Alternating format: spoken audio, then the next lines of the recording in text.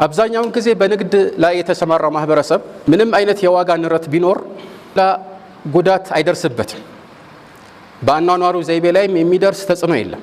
አብዛኛውን ጊዜ ጉዳት የሚያጋጥማቸው በደሞዝ የሚተዳደሩ ናቸው። እነሱም ደግሞ አላህ ብሎ ከጊዜ በኋላ ደሞዛቸው መጨመሩ አይቀርም። አላህ Subhanahu Wa Ta'ala ለእያንዳንዱ ሰው ገና ሳይወለድ በፊት ሲሳዩን እንደሚለግሰው ቃል ከገባ ዋስትና ከወሰደ ምን የሚያስፈራ ነገር አለ? ዋጋ ከመጨመሩም በፊት ከጨመረም በኋላ ሰዎችን የሚረዝቀው አላህ ነው። ይሄን የሚያሳይ ምሳሌ ካስፈለገ ብዙዎቻችን በልመና የሚተዳደሩ ወንድሞችና እህቶች ሲያጋጥሙን ምናልባት የዛሬ 15 ዓመት ወይም 10 ዓመት የምንሰጠው 1 ብር ሊሆን ይችላል። ዛሬ ግን ብዙዎቻችን 10 ብር ወይም ከዛም በላይ ልንሰጥ እንችላለን። ደሞዝ የላቸውም፣ ግን እነሱንም አላህ Subhanahu Wa Ta'ala ይረዝቃቸዋል።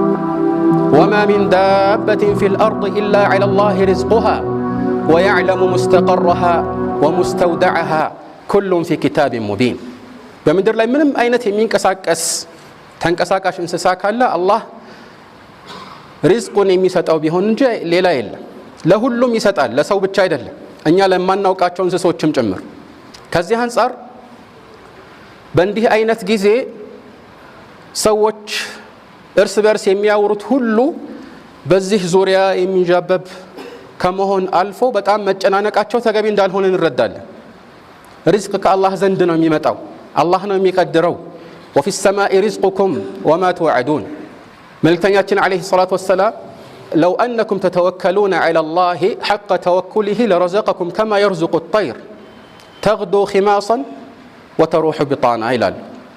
አንዳችሁ በሚገባው ልክ በአላህ ላይ ብትመኩ ኖሮ ልክ አዕዋፍን እንደሚረዝቀው ወይም ሲሳይ እንደሚሰጠው ይሰጣችሁ ነበር። በባዶ ሆዷ ትወጣለች፣ ሆዷ ሞልቶ ትመለሳለች። በማለዳ ባዶ ሆዷን ትወጣለች፣ ስትመለስ ሆዷ ሞልቷ ነው የምትመለሰው።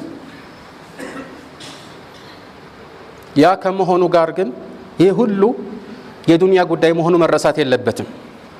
ዱንያ እንዲያው ለአኺራ መሸጋገሪያ ስለሆነች እንቆይባት እንጂ ዋናው ትኩረታችን መሆን የነበረበት አኺራ ላይ ነበር። አላህ Subhanahu Wa Ta'ala ወላ ተንሳ ነሲበከ ሚነ ዱንያ ይላል። ከዱንያ ምንም ያህል ድርሻህን አትርሳ። ከዱንያ ነው አትርሱ የተባልነው እንጂ አኺራውን እኮ አትርሱ አልተባልንም። የአኺራ ጉዳይ መታወስ ራሱ አያስፈልገውም። ሁሌም ጭንቃችን፣ ትልማችን ጠዋት ማታ ሊያስጨንቀን የሚገባው ያ ዘላለማዊ ህይወት ነው። ግን ያ ሲሆን ዱንያን አትርሱ ነበር የተባልነው። እኛ ዛሬ የምንተዋወሰው ስለ አኺራ ነው። ረባካችሁ አኺራን አንርሳ እየተባባልን ነው። ይሄ ምን ያህል ወደ ኋላ እንደቀረን ያሳያል። አላህ Subhanahu Wa Ta'ala ሁላችንንም ያስተካክለን፣ ኢማናችንን ይሙላልን፣ በዱንያም ከጭንቅ እንዲገላግል እንማጸነዋለን።